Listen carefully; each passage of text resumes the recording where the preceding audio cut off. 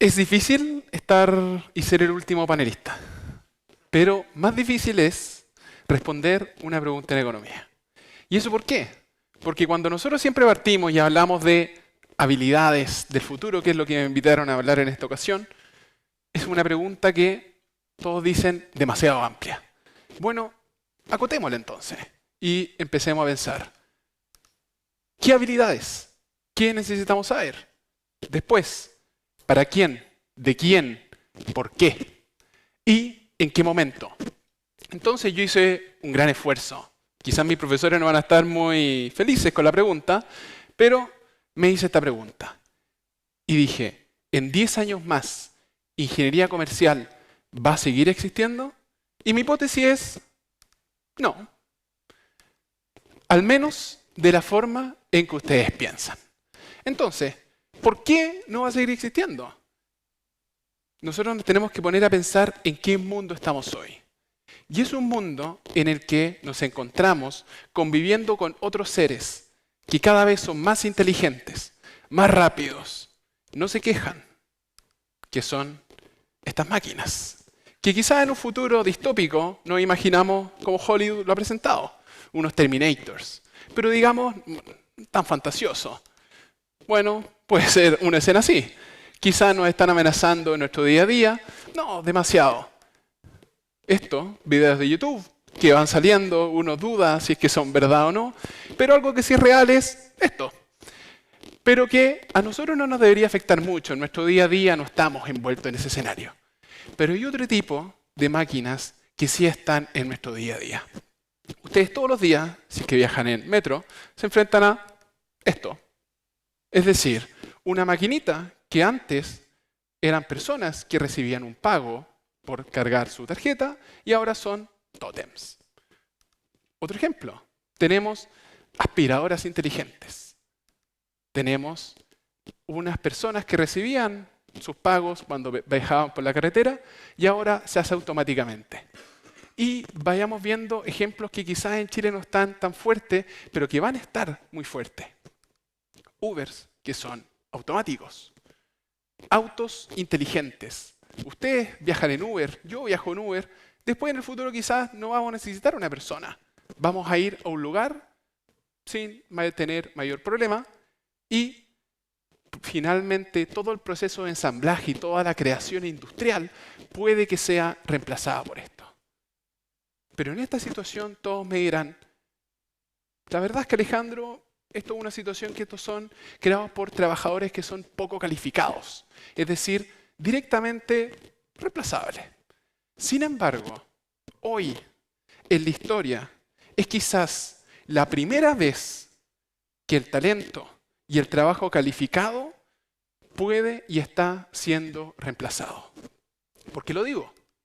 Porque tenemos traductores, gente que habla varios idiomas. Tenemos diseñadores que crean contenido, crean diferentes materiales audiovisuales, ¿no es cierto? Hubiese sido bueno un diseñador ayudándome con mi presentación. Programadores. Todos ustedes que vinieron con la promesa de tenemos que aprender programación. Quizás es tarde. Ya no alcanzan a aprender programación. Médicos.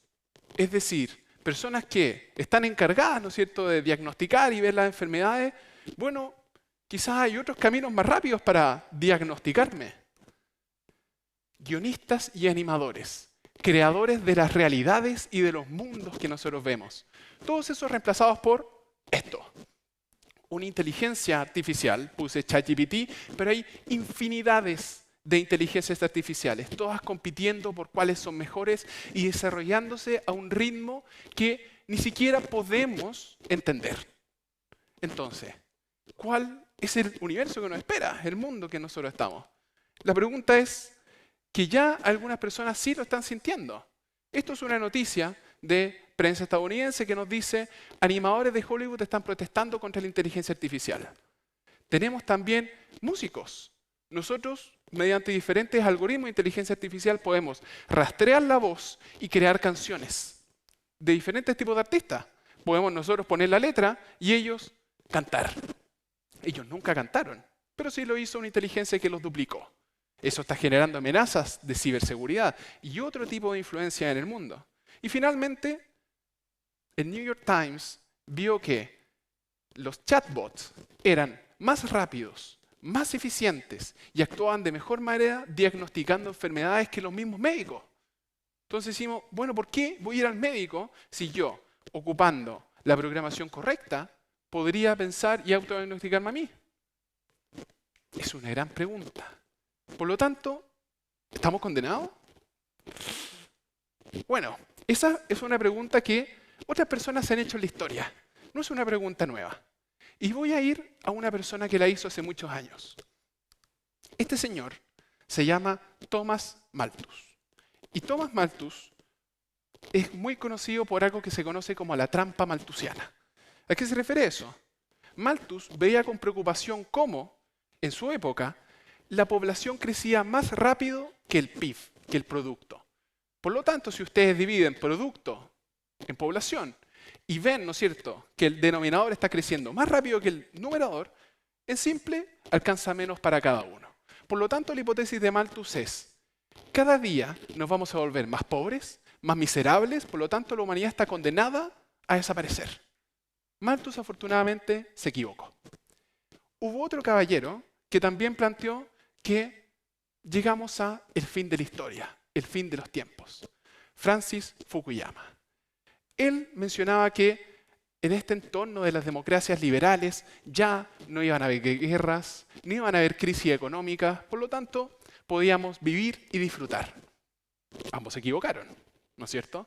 Estamos viendo guerras que tenemos, quizás no nos están golpeando a nosotros en nuestro territorio, pero sí están muchos focos activos, lo que ha dado gran importancia al concepto de la geopolítica a nivel de mercados financieros y a nivel de economía. Entonces, ¿qué es lo que nos espera? ¿Y en qué contexto nosotros nos envolvemos? Una cosa que no vieron, al menos Malthus, es que la verdad es que el crecimiento económico es un fenómeno muy reciente. Tomando diferentes bases de datos, en este caso el proyecto Madison, y computando desde el año 0, nosotros podemos ver de que prácticamente durante 1600 años el PIB no creció. Nos mantuvimos directamente igual. Y es a partir de una realidad que Malthus no vio, que fue la producción y la revolución industrial, en la que empezamos a crecer. Y son sucesivas revoluciones industriales las que nos han llevado a la situación que nosotros estamos. Fukuyama tampoco vio el hecho que van a haber diferentes factores que van a afectar nuestro crecimiento y nos vayan a llevar al siguiente paso. Y eso es tremendamente relevante para entender la transformación económica que nosotros vivimos. Entonces, veamos qué nos dicen las cifras. Esto es un reporte de los futuros del trabajo. ¿Okay? The Future of Jobs Report, creado en enero de 2025, publicado por el World Economic Forum. ¿Qué nos está diciendo? Se hace la gran pregunta, bueno, van a haber nuevos trabajos que se van a crear con la inteligencia artificial, otros se van a destruir. En ese contexto, nosotros vemos que, afortunadamente, según las estimaciones que están haciendo estos expertos, 170 millones de nuevos trabajos se van a crear, mientras que se van a destruir 92. Por lo tanto, ¿qué es lo que tenemos o qué es lo que nos importa a nosotros? Estar en el lado correcto de la creación y no estar en la destrucción. Entonces, la gran pregunta obviamente que nosotros nos tenemos que hacer es cómo vamos a abordar y qué habilidades necesitamos para no ser parte quizás de ese lado de la destrucción de empleos. Entonces, todos ustedes son lo que ya empieza a ser conocido como los nativos digitales. ¿Qué quiere decir? De que ustedes respiran tecnología, viven con tecnología, no saben vivir sin tecnología.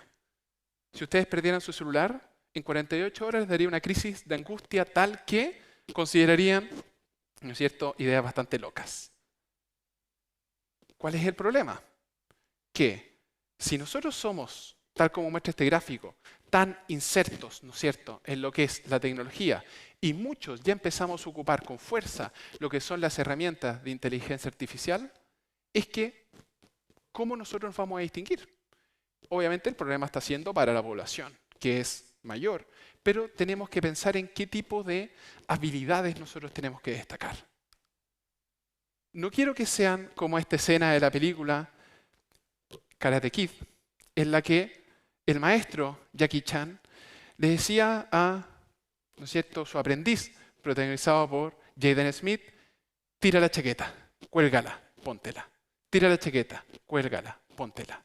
¿Qué estaba haciendo el personaje de Jaden Smith? Estaba, sin saberlo, aprendiendo artes marciales. Después, cuando empiezan a practicar, es que se dan cuenta que se convirtió en un maestro y aprendió las técnicas. Lo importante es que ustedes sean conscientes del proceso mismo de formación que están viviendo. No sean como Jaden Smith. Sean dueños de su aprendizaje. Por lo tanto, 3 ideas que voy a desarrollar. La primera es domesticar la inteligencia artificial. La inteligencia artificial y las máquinas, como se están desarrollando ahora, son una herramienta. Es decir, no pueden vivir sin propósito de la humanidad. Hasta el momento no han tomado conciencia de sí mismas, como muestran todas estas películas distópicas. Por lo tanto, hay mucha gente que ya está aprendiendo a domesticarla. ¿Cómo nosotros lo vemos?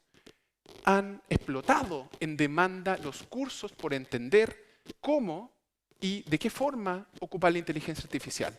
Lo que vemos en este gráfico es la demanda creciente por cursos no solamente de consumidores, que es lo que se ve en el área celeste, sino también de empresas en el área azul. Esto es en la plataforma Coursera. Pero ya hay diferentes magíster en inteligencia artificial, doctorados que están surgiendo, ¿no es cierto?, respecto a este tema.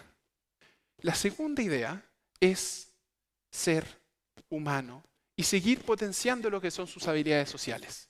Esto es un paper que fue publicado ya hace varios años, en torno al 2017, pero que ha sufrido algunas ya transformaciones y cada vez se confirman más sus hipótesis. ¿Qué nos dice este trabajo? Este trabajo nos dice que las habilidades repetitivas y sin lo que nosotros conocemos como valor agregado van cada vez destinadas a desaparecer. Es decir, cuando nosotros nos ponemos a pensar en hacer un ejercicio mecánico, hacer algo que no añade una gran transformación, una mala noticia.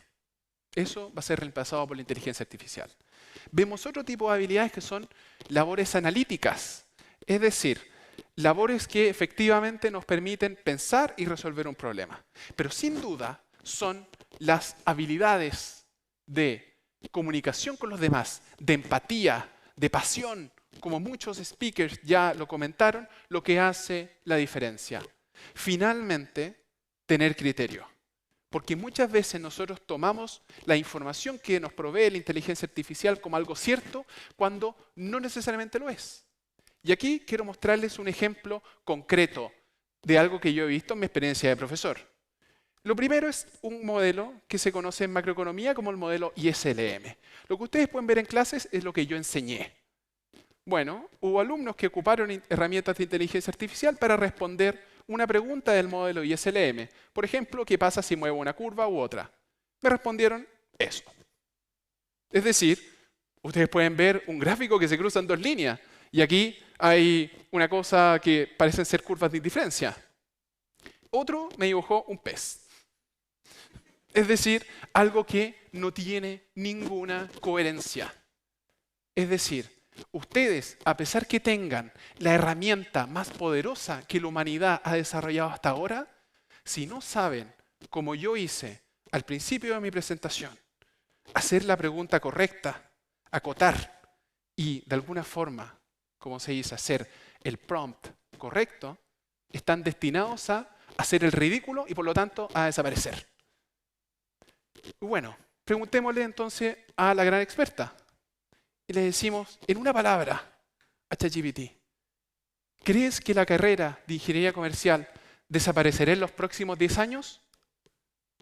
Muchas gracias.